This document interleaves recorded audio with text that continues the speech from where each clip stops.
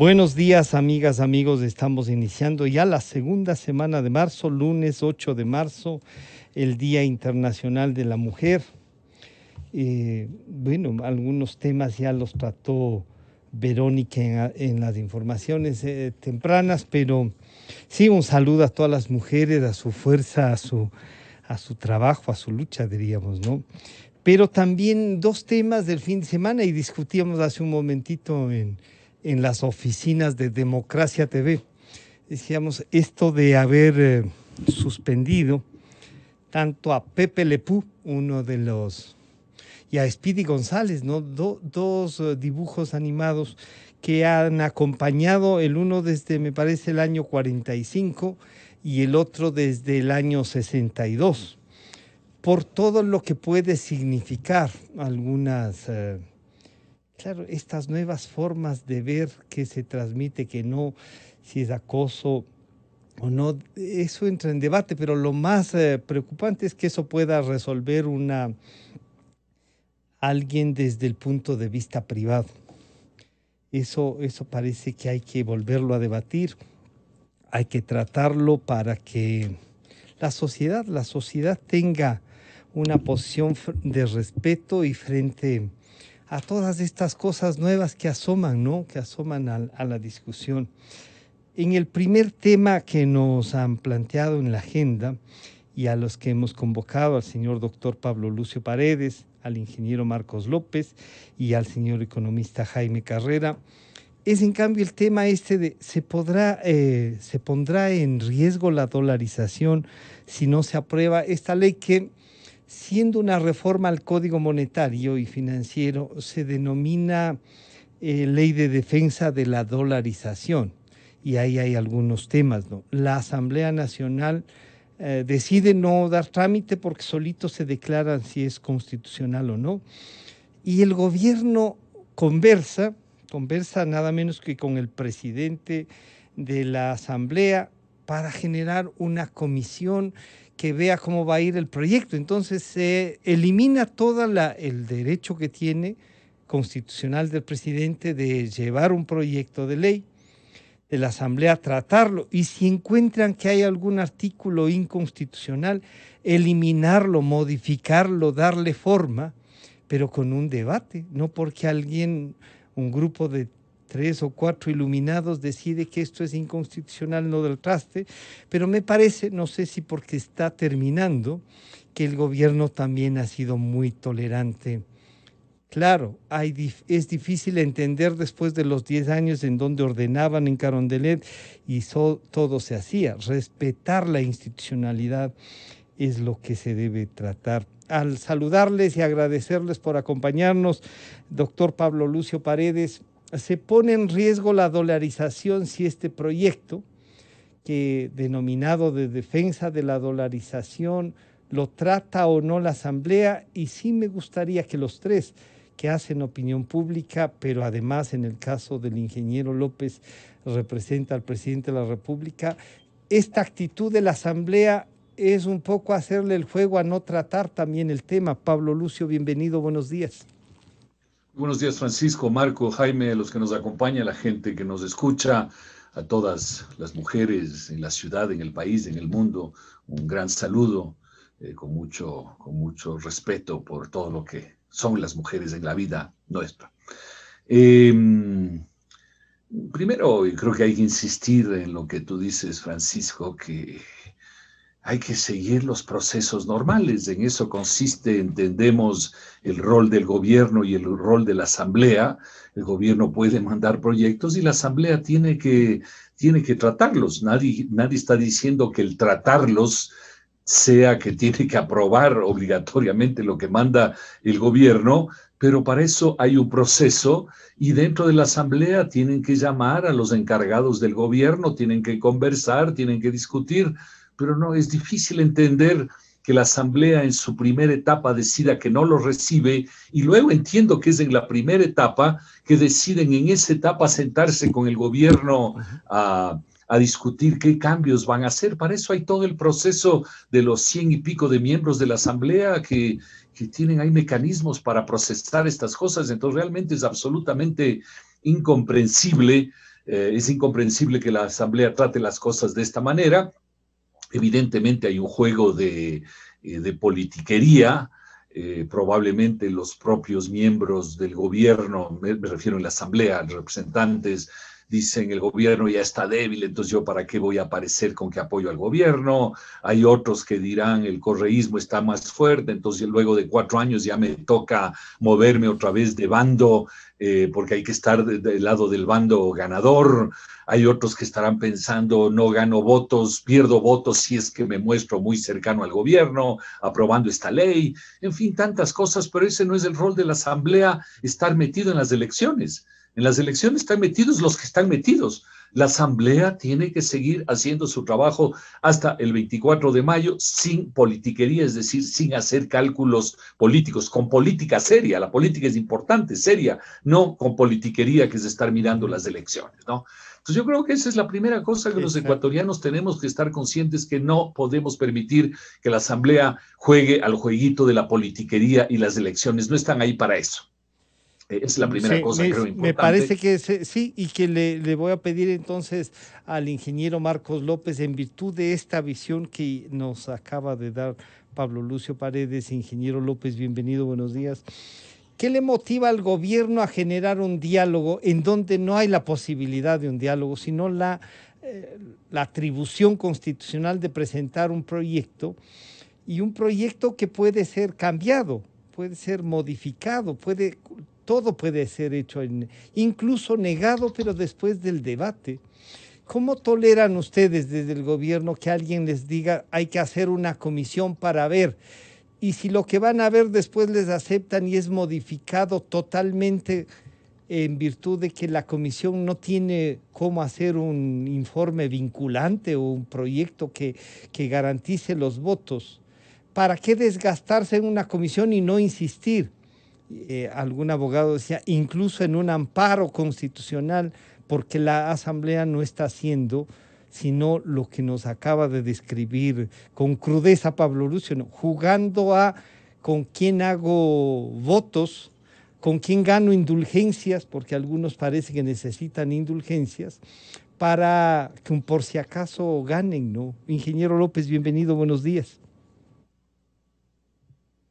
Buenos días, Francisco, Pablo, Jaime, buenos días, un gusto compartir con ustedes y obviamente iniciar felicitando y celebrando el Día de la Mujer. Yo soy creyente y empiezo por felicitar a la mujer perfecta como es la Virgen María. Felicito a mi madre que ya está en el cielo y a todas las mujeres que son la razón de existir en este mundo. Así que mi abrazo para todas las mujeres del mundo, laboren o no laboren, ellas son las únicas que laboran 24/7 realmente. A ver, Francisco, en un gobierno hay varios frentes. Hay un frente económico, hay un frente político, hay un frente social. Yo no estoy en el frente político. Nunca he sido político, nunca he participado en la política y entiendo poco del tema político.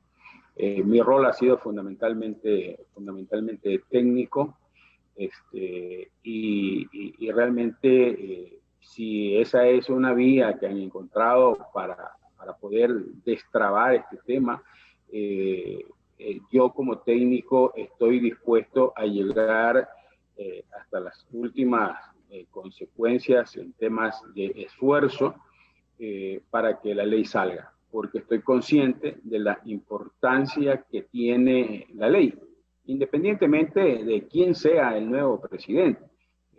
La ley tiene una importancia fundamental. Entonces, porque hasta hoy se han quedado en la parafernaria de la ley, en esto de la inconstitucionalidad. Hasta allí se han quedado, en esa discusión, pero no han entrado a la médula de la reforma.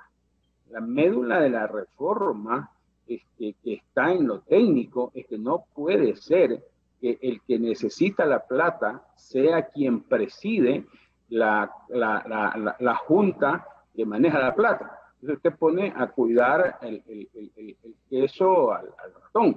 No puede ser que el presidente de la Junta de Política y Regulación Monetaria y Financiera, que es como se llama hoy, sea el ministro de Finanzas. Y que sea el mismo ministro de Finanzas el que decide por la política fiscal, el que esté a cargo de la política fiscal, que de alguna manera es donde veo cómo voy a gastar. Allí se hace el presupuesto general del Estado en el Ministerio de Finanzas. Y por lo tanto dice por dónde voy a gastar, cómo voy a gastar, me comprometo a gastar en esto, y después tiene que estar buscando la plata para ver cómo cumple con lo que dijo que iba a gastar. Entonces, eso es lo que llevó a donde nos tiene hoy. Un déficit fiscal tremendo que ha sido tratado desde hace, obviamente no es un tema de hoy, es un tema que viene desde hace muchísimo tiempo.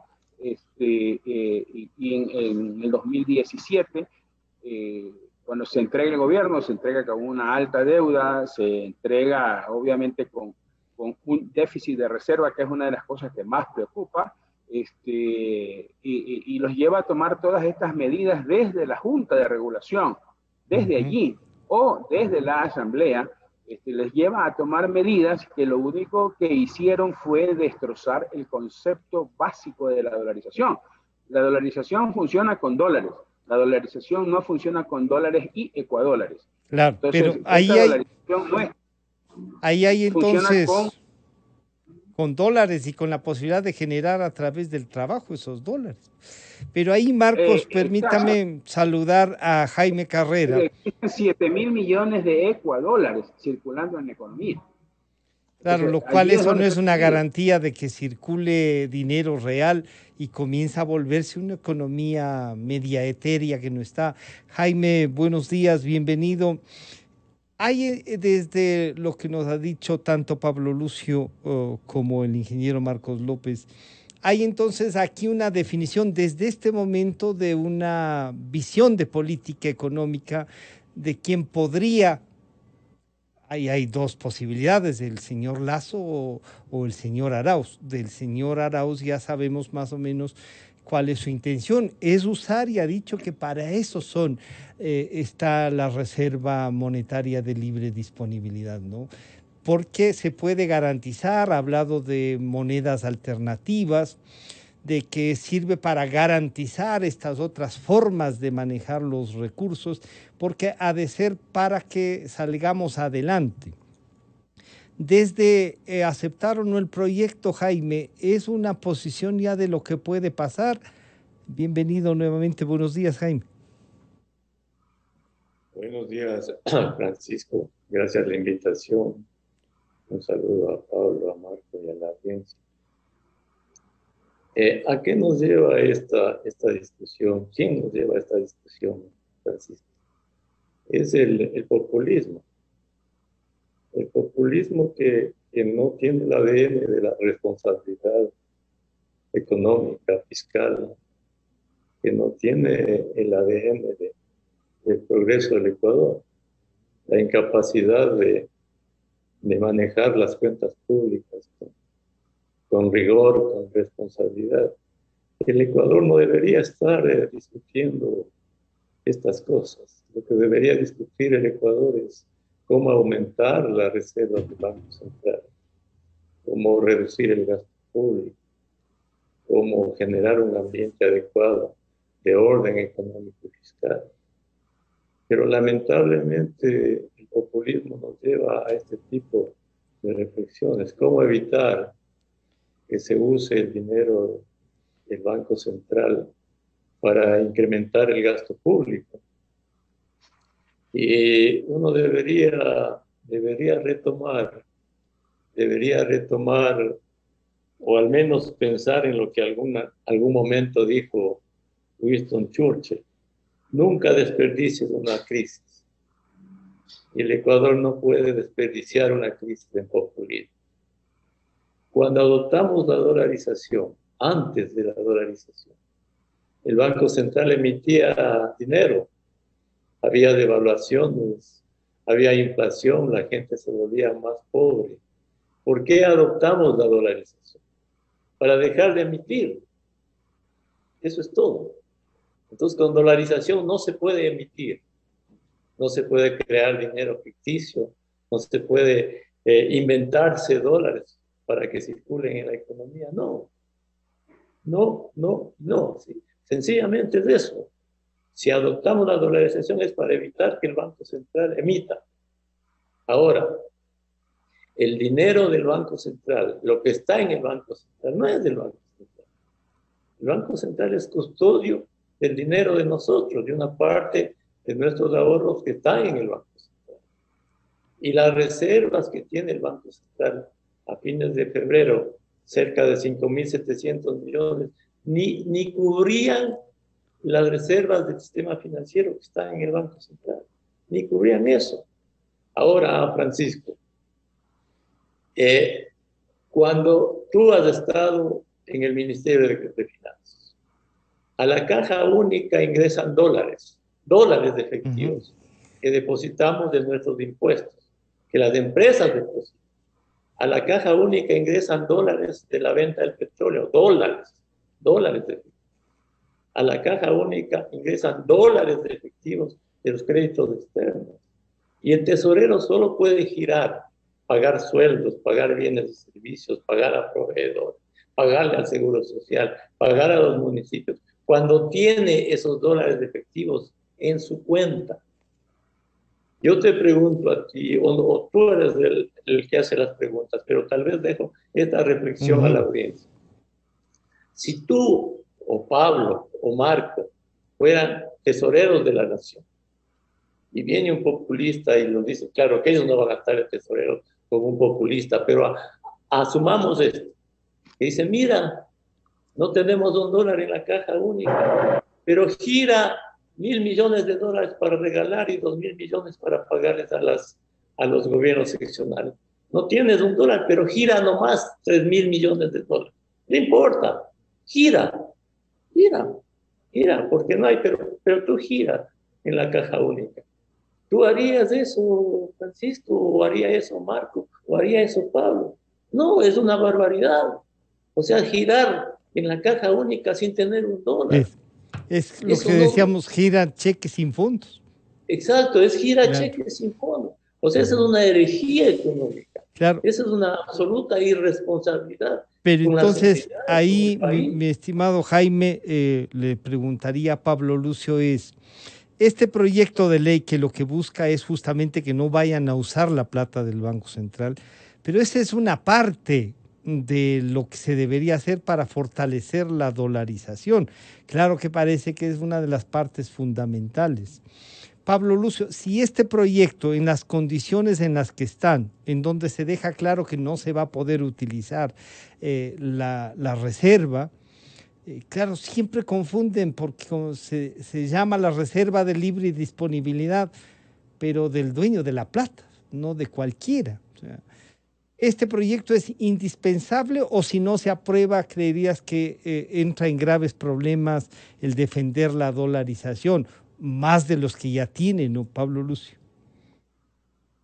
Mira, yo siempre creo que la dolarización es un sistema extremadamente sólido en su esencia, porque su esencia es la confianza, ¿no?, que se tiene en la moneda.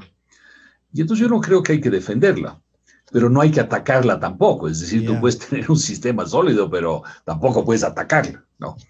Y lo que se está anunciando desde el bando del socialismo del siglo XXI es que van a atacar el Banco Central y por ende van a atacar la dolarización. Entonces, como digo, no hace falta defenderla, pero no hay que atacarla. Entonces, lo que pretende la ley es justamente que no pueda haber esos ataques, ¿no? Y el ataque a cualquier sistema, incluyendo un sistema como la dolarización, todo ataque es muy peligroso. Es muy peligroso. Entonces, yo sí quisiera retomar un poco la línea de lo que decía de manera tan clara Jaime, sí, que es que nosotros simplemente diríamos, giremos por ahí 1.000 millones, 2.000, 3.000 millones que no tenemos, lo haríamos evidentemente, no lo haríamos. Pero creo que quizás a la gente que nos escucha debe de quedarle claro cómo es eso que el gobierno va a girar algo que no tiene, ¿no? Y yo creo que ahí hay dos líneas que es importante de entender y ambas yo diría que son la esencia de la ley, porque luego hay otros aspectos también, incluso aspectos que expertos han criticado de la parte bancaria y una serie de cosas. Por eso decíamos al principio, obviamente el trabajo de la Asamblea incluso es mejorar la ley, ¿sí? No es rechazarla, sino mejorarla. Hay dos aspectos. El primero es que el gobierno quisiera girar esos 1.000 o 2.000 o 3.000 millones tomándose el dinero de las reservas bancarias, que como su nombre lo indica, no son reservas del gobierno, sino reservas del sistema financiero, es decir, indirectamente nuestra o directamente nuestra, como quiera llamarse. Sí, digo directo e indirectamente porque hay gente que me ha escrito y me ha dicho, bueno, pero usted ¿por qué dice eso? Si yo no tengo ninguna cuenta en el Banco Central. Por eso uso la palabra directo o indirectamente para estar claros, que no quiere decir que cada uno de nosotros tiene una cuenta en el Banco Central, pero tenemos en el banco y el banco deposita ese dinero en el Banco Central, por ende está depositando un porcentaje de nuestro dinero, ¿no?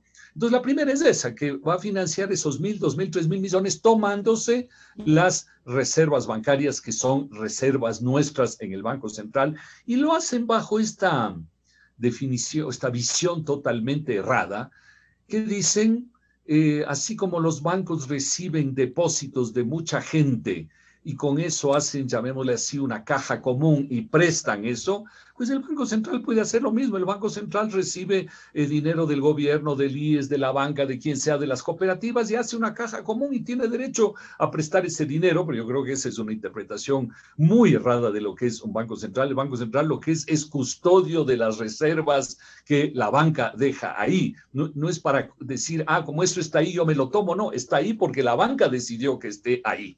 Entonces, la primera cosa es tomarse ese dinero.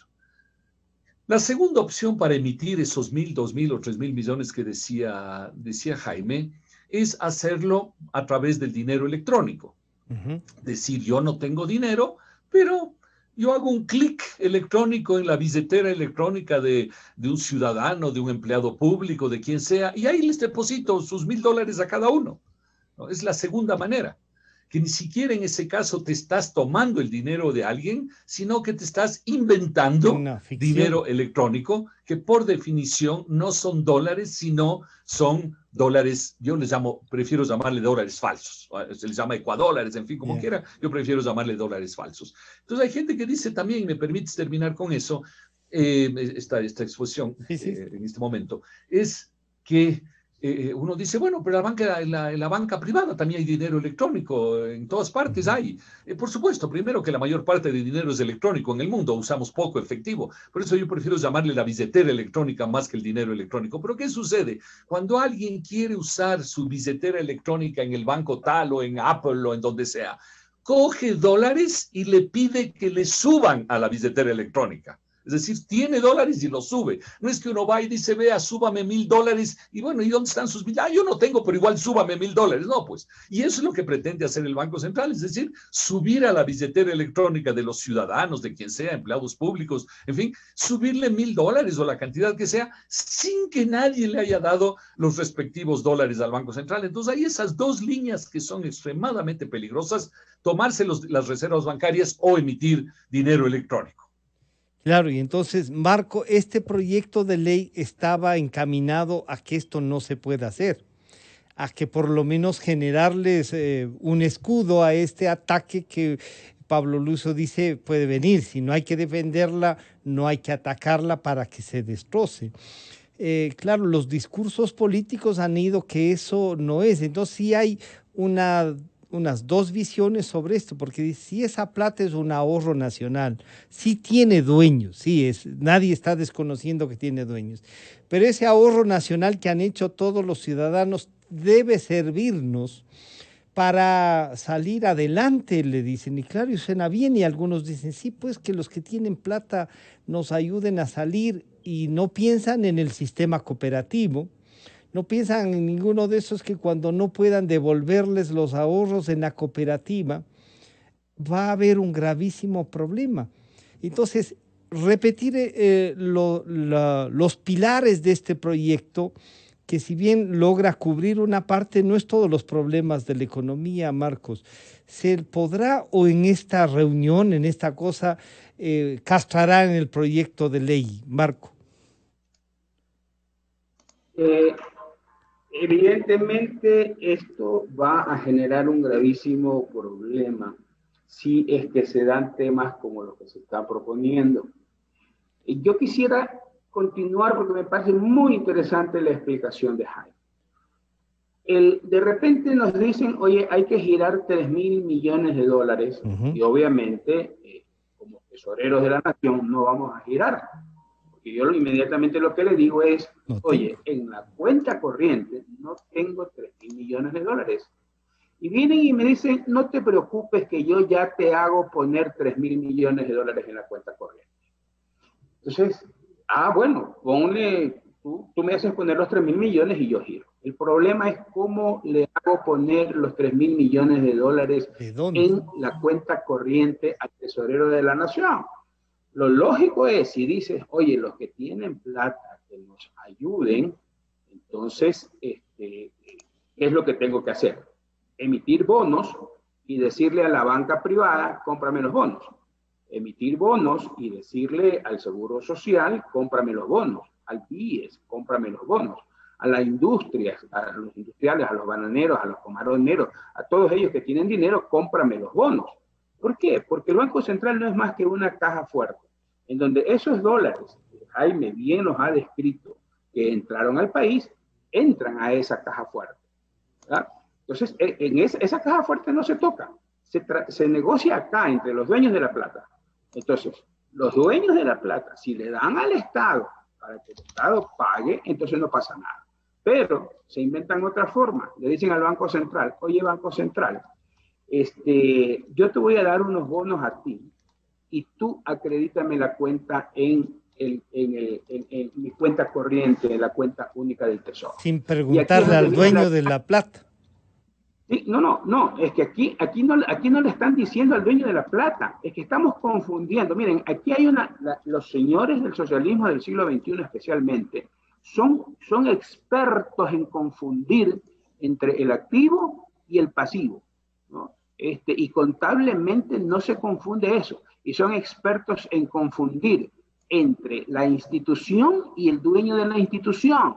Si eso hiciéramos en el sector privado, esto sería un caos. Entonces, no hay que confundir. Una cosa son los activos del Banco Central, otra cosa son los pasivos del Banco Central, y otra cosa es el patrimonio del Banco Central. El patrimonio del Banco Central es que demuestra quién es el dueño. Y el dueño simplemente es ¿de qué es dueño?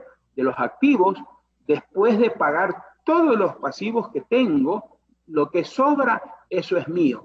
Eso es lo que sucede en cualquier institución que tiene un balance. Y el Banco Central tiene un balance y es fundamental. Entonces, les encanta confundir las cosas. Dice, yo me voy a coger los recursos, me voy a coger la reserva, me voy a coger de allí la reserva. No, señor, usted no se puede coger la reserva. ¿Por qué? Usted, como gobierno, es cuenta correntista de ese banco. Y usted, como cuenta correntista de ese banco, usted tiene un saldo. ¿En dónde está el saldo que usted tiene? ¿Cuál es la chequera que tiene? Esa se llama cuenta única del tesoro. ¿Hasta dónde puede girar usted? Hasta el saldo que tiene. ¿Cuánto tiene en este momento? No más de 400 millones de dólares. Si han ofrecido en una semana girar 2.200, ¿de dónde van a sacar los otros 1.800? ¿Verdad?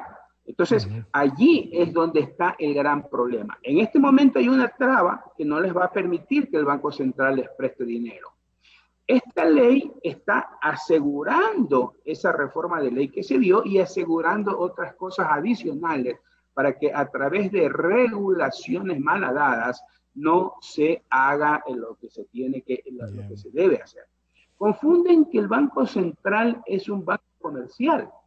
Si es que es un banco comercial, perfecto. Si lo van a ver así, entonces tengamos 10 bancos centrales pues en el Ecuador, para ver en cuál me gusta depositar a mí como ministerio, como municipio. Para ver al municipio de Quito, en cuál de los 10 bancos centrales le gusta pues A ver cuál de los 10 bancos centrales le da mejor tasa por su dinero que lo deja ahorrado. O cuál de los 10 bancos centrales me prestan a menor tasa el dinero. Por eso es que hay un solo banco central por país. Y hay países y hay lugares como la zona euro donde hay un solo banco central para varios países, ¿no? Como es Pero el Banco incluso, Central eso el Banco Central Europeo no ha dejado de que, no, digamos, cada país no ha dejado de tener su propio Banco Central, incluso en relación con el euro, ¿no? Con funciones distintas. Con Sí, funciones distintas que no pero son las de emitir. ya. Entonces, se han generado ya 7.000 millones de dólares falsos, como dice Pablo, y hay de la emisión monetaria, ¿verdad? De donde parten los señores economistas para hacer todos los cálculos y después ir a la M1, a la M2, todas las M que les gusta calcular, pero se parte de la emisión monetaria, que más o menos se la calcula a través de una metodología. Esa emisión monetaria está alrededor de los 13.000 millones. De los 13.000 millones, 7.000 son falsos y 6.000 son de verdad. Claro, ahí entonces, está. Si mañana se gastan los 5.000 más, es una economía falsa. Si mañana tenemos que me van a emitir 3.000 más, y después 2.000 más, y después 5.000 más, entonces va a llegar un momento en que obviamente, como contaminaron ya el sistema financiero, y como ya comienzan con los papelitos, porque dice que van a haber papelitos para pagar sueldos atrasados, se van a emitir notas, entonces ya comienzan a circular aquí dos medios de pago, ¿no? Unos billetitos verdes, volvemos a tener tener los presidentes de los Estados Unidos, y unos papelitos, ¿no? Que los que tenemos ya aquí, todos tenemos ya canas, esto es pues como el vale, ¿no? No le decían vale tal cosa, ¿no? Entonces vale por 20 libras de arroz cuando uno tenía un negocio de víveres, entonces yo iba y lo cambiaba por 20 libras de arroz. Entonces vamos a vivir el mundo del vale. Pero claro, ahí entonces, Marcos, ahí pasamos a, y le pregunta a Jaime, son dos visiones entonces del desarrollo económico. Uno sostiene que este desarrollo pasa por usar los recursos que el país, ya no tomando en cuenta individualmente, sino que todo lo que ha producido el país, el esfuerzo de los que han logrado tener trabajo, por ejemplo, y han logrado ahorrar, eso debe servirnos para fortalecer y desarrollar a los que no han logrado. Es una visión que tú ya la has calificado muchas veces de populista, pero que tiene una visión así y que a veces a la ciudadanía dice, sí, como nos comentaba Pablo Luz, yo no tengo nunca una cuenta, no solo que en el Banco Central, como le han preguntado, sino no tengo una cuenta en ningún banco, o sea, la bancarización tampoco es que ha llegado a la mayoría, no hay plata para tener en una libreta de ahorros, ni en las cooperativas que están más cercanas, digamos así. Jaime, esta visión, si es que no se la mezcla, se puede defender que no le metan más la mano al Banco Central, pero no hay la posibilidad en realidad de que esa plata, como ha sido la del Seguro Social, le sigan llenando de bonos, y los bonos son otros patacones, como diríamos en lo que le pasó a la Argentina en la convertibilidad, Jaime. No, es que Francisco, no hay este rato la elección entre dos visiones del desarrollo, no. La visión populista no es una visión de desarrollo, es una visión de retroceso a la prehistoria. Es una visión de subdesarrollo. Esa no es una visión de desarrollo. Ese no es el concepto. La otra es la visión de desarrollo. La visión populista lo que quiere es retrocederle al país a 500 años atrás. En el desarrollo de la humanidad, hasta hace 500 años, las economías del mundo estaban estancadas. En los últimos 500 años, en la humanidad, todos los países han progresado de manera pero increíble. ¿Cómo? Solo generando riqueza, confianza, invirtiendo, progresando, generando excedentes. Ese es el desarrollo. Pero aquí no se trata de una visión del desarrollo y de otra, no. Es contraponer la visión del subdesarrollo, del desorden, de la falta de crecimiento, de la pobreza, con la visión, sí, del desarrollo. ¿Y cómo son estas dos visiones? El momento en que estos populistas del siglo XXI quieren utilizar la fuerza del Estado para pagar con papelitos, con notas, con certificados, como decía Marco, y no con dólares. El momento en que quieren crear una ficción de desarrollo, lo que hacen es alejar la inversión, generar incertidumbre. ¿Quién en este país va a ubicar un dólar de inversión con esta visión? Nadie. Entonces, esta es la visión del atraso. ¿Quién va a poner un dólar en el Ecuador si quieren expandir el gasto público de manera irresponsable? Cuando hay que hacer lo contrario, hay que tener orden fiscal. ¿Quién va a poner un dólar en el país cuando lo quieren cerrar?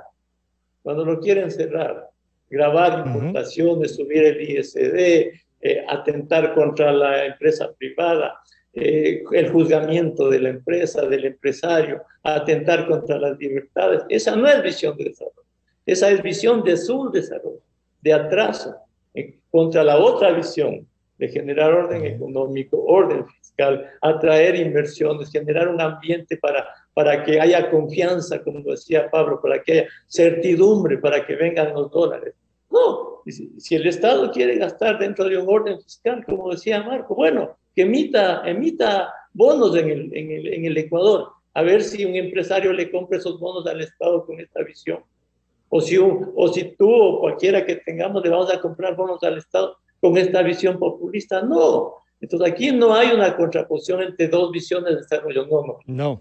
Yeah. Lo que hay es una visión de subdesarrollo, una visión de atraso, una visión de desorden, de irresponsabilidad, contra una visión en la que debe llevarnos al Ecuador hacia el desarrollo. Y como decía Churchill, no debemos desperdiciar esta crisis, profundizándola con el populismo. Debemos aprovechar esta crisis para hacer lo que no hicimos bien antes. ¿Y qué es lo que no hicimos bien antes? En el gobierno anterior, despilfarro, corrupción, irresponsabilidad, falta de crecimiento, endeudamiento irresponsable y todo lo que podamos decir. Esa visión que, imagínense ustedes, ¿qué hubiese pasado si en el gobierno anterior no hubiese habido la dolarización? ¿Qué hubiese pasado con esa irresponsabilidad? Hubiésemos tenido una hiperinflación. Esto sería la continuación de Venezuela. Venezuela acaba de emitir billetes, un billete de 1 millón de bolívares, que vale medio dólar. Esa es la visión del socialismo del siglo XXI. Entonces, aquí no hay la contraposición entre dos visiones de desarrollo. Es una de fracaso y una de perspectiva de desarrollo.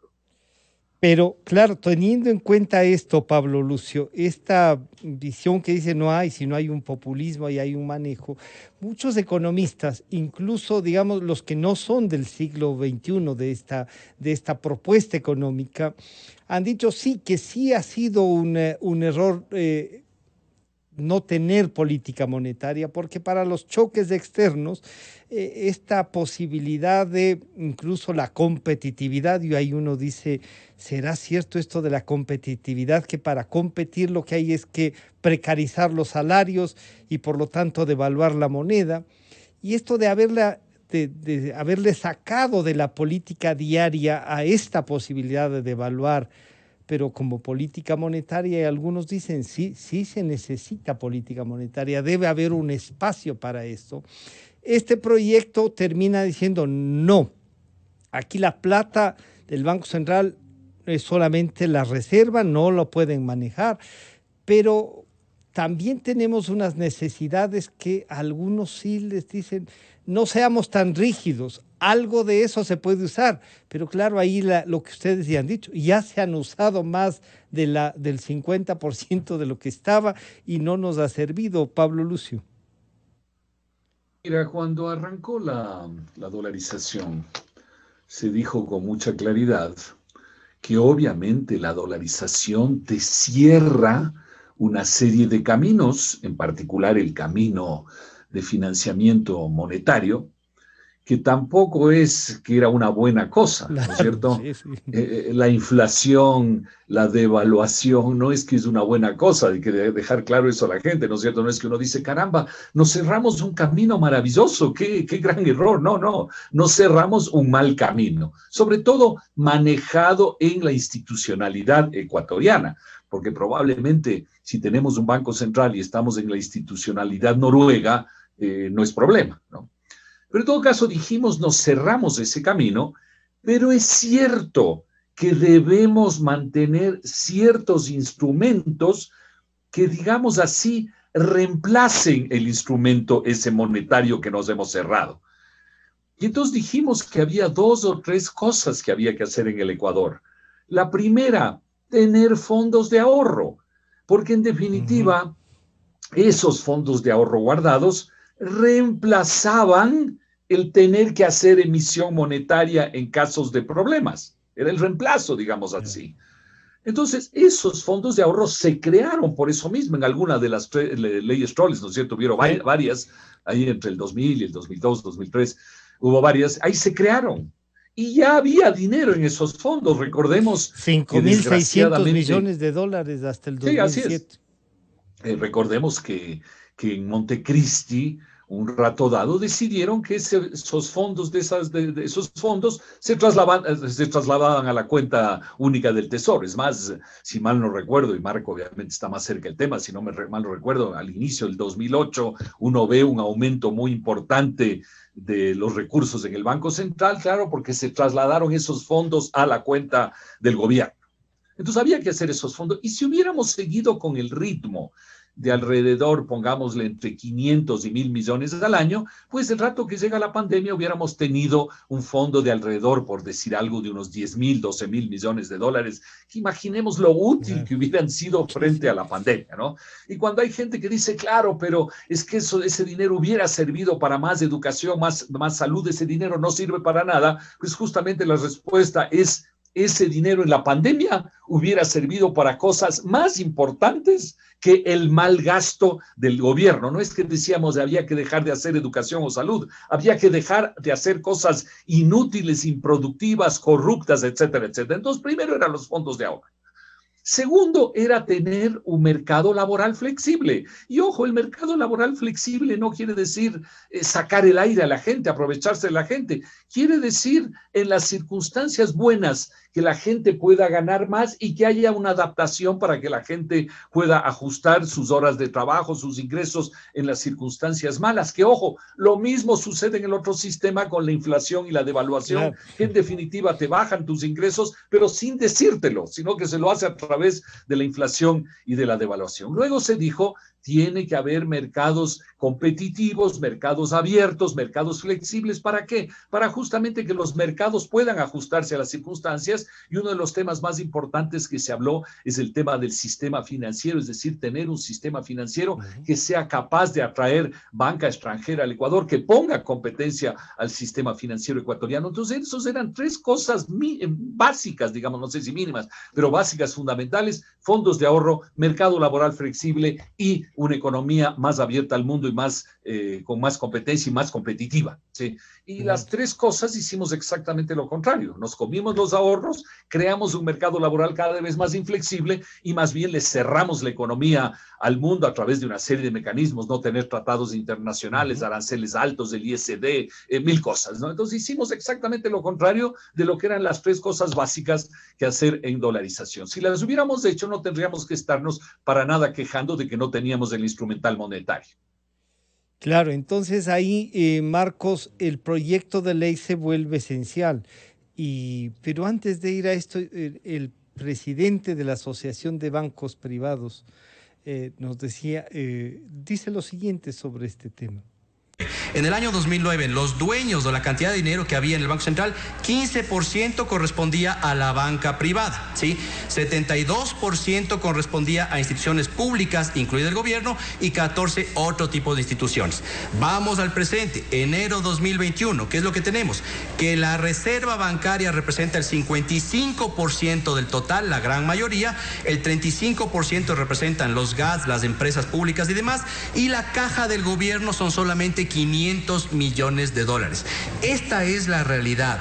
¿Y qué es lo que puede pasar? Que si es que no se blinda al Banco Central, podemos comenzar a tener un problema en términos de qué es lo que pasa. La cobertura de reservas internacionales, que es la plata que tiene el Banco Central para cubrir esos depósitos que se le han entregado y que los custodia, mientras que el Banco Central era independiente entre el año 2000 y el año 2008, la cobertura era casi cercana al 100%, cubrían todos los pasivos, lo que tenía el Banco Central en plata, cash.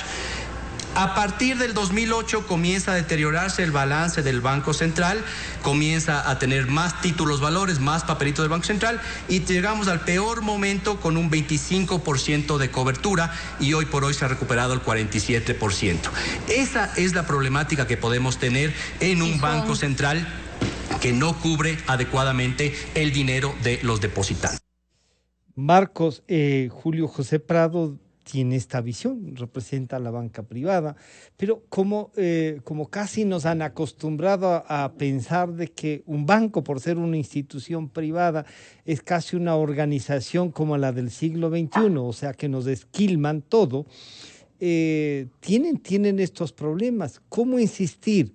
¿Cómo no plantearle al frente político del gobierno que se presente y que por último les demanden a los del CAL, ya que no tienen eso, pero planteándolo al Ecuador, estos tres pilares no se pueden cambiar, son indispensables. Así logren que Alianza País en su versión de morenismo y correísmo se vuelvan a unir para buscar estas indulgencias que quieren con esta posibilidad de que pudieran ganar las elecciones, Marcos. Francisco, eso escapa realmente a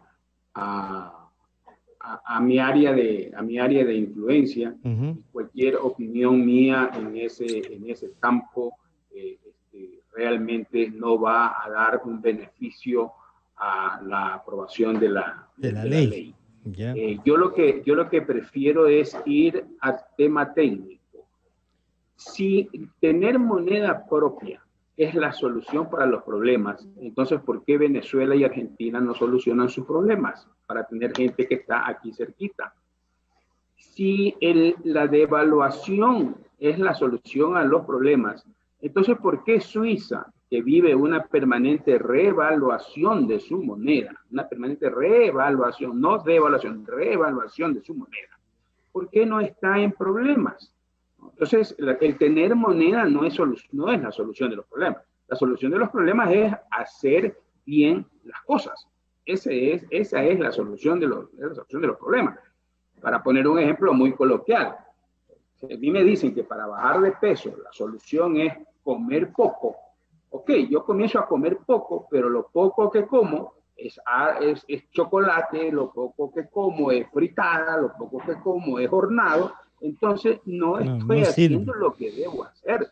Debo comer poco, pero debo comer verduras, debo comer legumbres, ¿verdad? Entonces la solución está en hacer bien las cosas. Ahora, bien decía Pablo que allá por el 2008 se desbarataron los fondos y dijeron toda la plata a la cuenta única del Tesoro, ¿no? Al presupuesto. Pero como no saben de contabilidad, se les olvidó pues que esa plata, al entrar a la cuenta única del Tesoro, ¿verdad? Al entrar a la cuenta única del Tesoro, se iba también al Banco Central.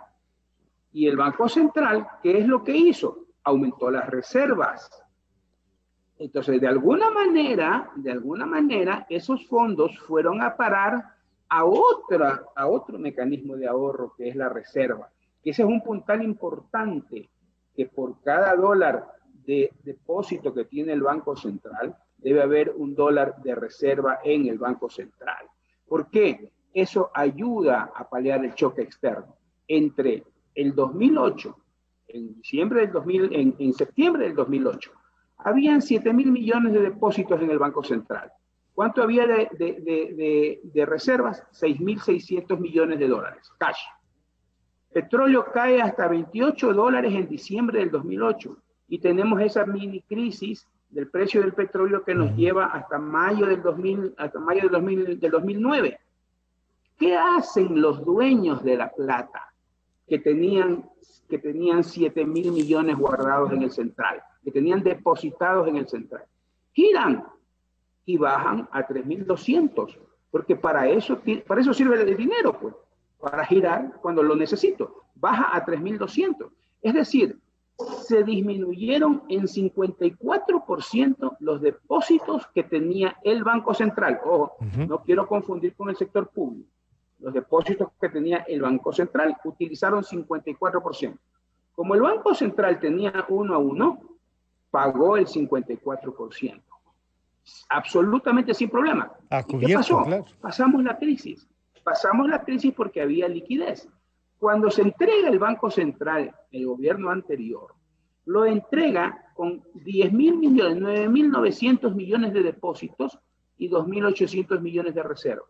7.000 millones de hueco. Si se hubiera hecho el mismo retiro a efectos de crisis del 54% de esos depósitos, es decir, no era posible. De los 9.900 millones, la gente hubiera retirado solo la mitad, no todo, solo la mitad, resulta que necesitaba 5.300 millones. ¿Cuánto tenía el Banco Central para responder los 5.300? 2.790. Aplausos. Quebraron el Banco Central del Ecuador. Lo pusieron en cesación de pago. ¿Ya? Eso es lo que no entienden estos señores. Si el gobierno actual hubiera hecho, se pueden criticar muchas cosas del gobierno actual. No existe gobierno perfecto en el mundo. ¿Acaso no se critica el gobierno de Margaret Thatcher y sin embargo se considera uno de los mejores de Inglaterra? Y se lo critica duramente. Así que no es que este es el gobierno perfecto, pero si hay algo que hay que destacar es que se supo respetar esa reserva internacional. ¿Qué hubiera sido lo populista para nosotros? Tenemos un problema con los maestros y hay que pagarles 500 millones de dólares.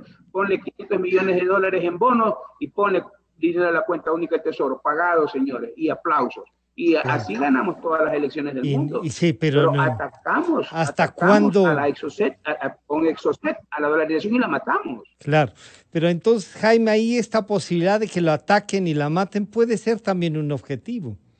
Esta ley puede ayudarnos. Quizá a muchos, como nos recordaba Pablo Lucio, han debatido si la estructura esta en cambio de administración, todo el mundo nos habla de tasas de interés, entonces dice ojalá el Banco Central no tenga dos juntas, los unos dicen no, siempre es mejor que la relación sobre tasas y eso mantenga una institucionalidad y la política económica con el banco tenga otra.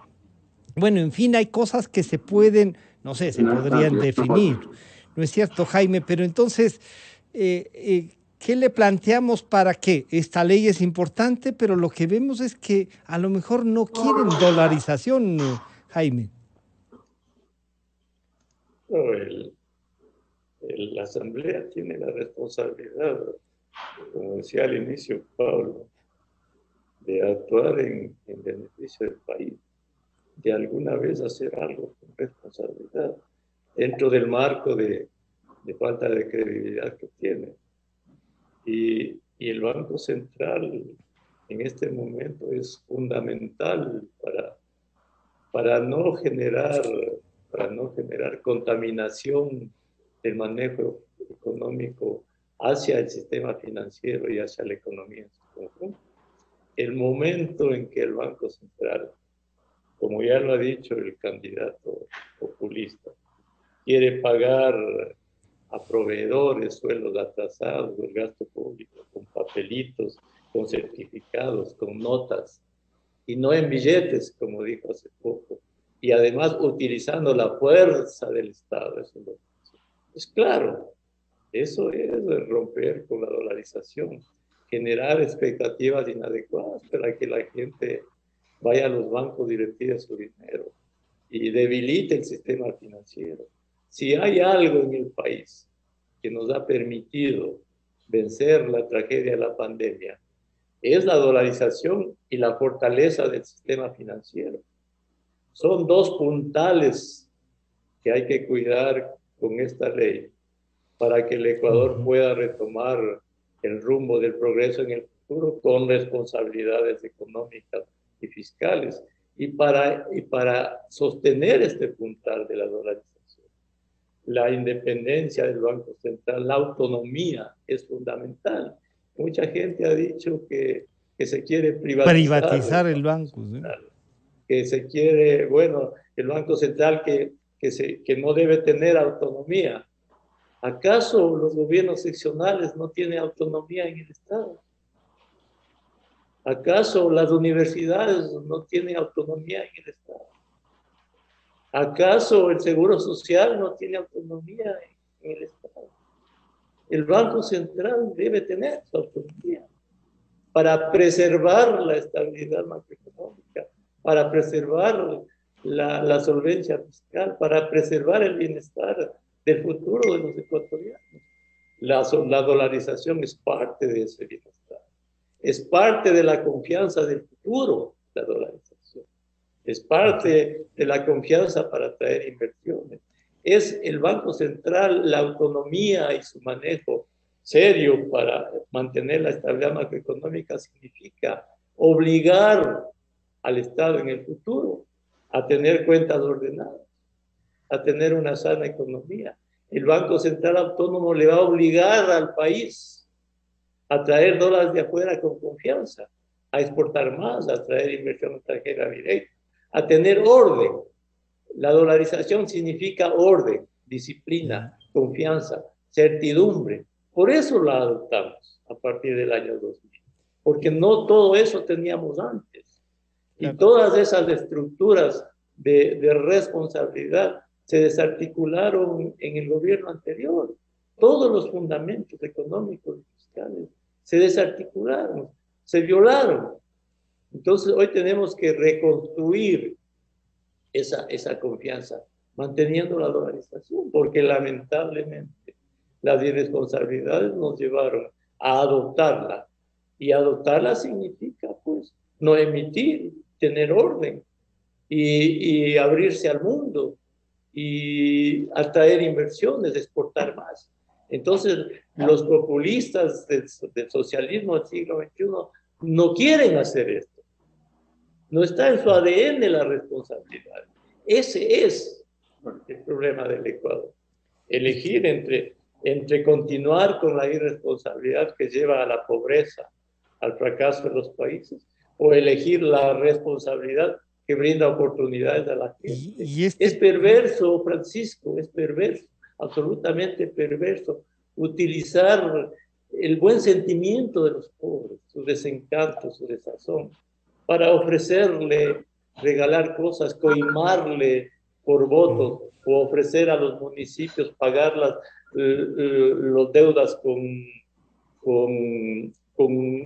la invención de dólares. Claro.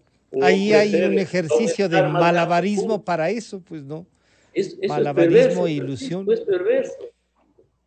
Yo les quiero agradecer, se me fue el tiempo, pero queda pendiente 2 o 3 cosas que van a definir y se está jugando. O sea, este proyecto nos ha puesto en esencia a discutir lo que realmente hay que discutir en la campaña, más que otras cosas, cómo pueden viabilizar y concretar algunas de las ofertas de los 2 candidatos. Este proyecto tiene, yo diría, a más de defender, tiene esa virtud, el de ponernos a discutir lo de fondo. Así es que comprometidos los 3 nuevamente para ver, ojalá esta comisión no sirva para matar el proyecto, y sino que el presidente la presente y tomen otras alternativas que hay para obligar a que la Asamblea trate el proyecto de ley. Pablo Lucio, muchísimas gracias. Marcos López, muchísimas gracias. Jaime Carrera, muchas gracias. Estaremos en contacto entonces. Un gusto saludarles. Gracias a todos. Un buen día a toda la gente. Muchísimas gracias. Han estado con nosotros el doctor Pablo Lucio Paredes, el ingeniero Marcos López y el economista Jaime Carrera. Ya volvemos.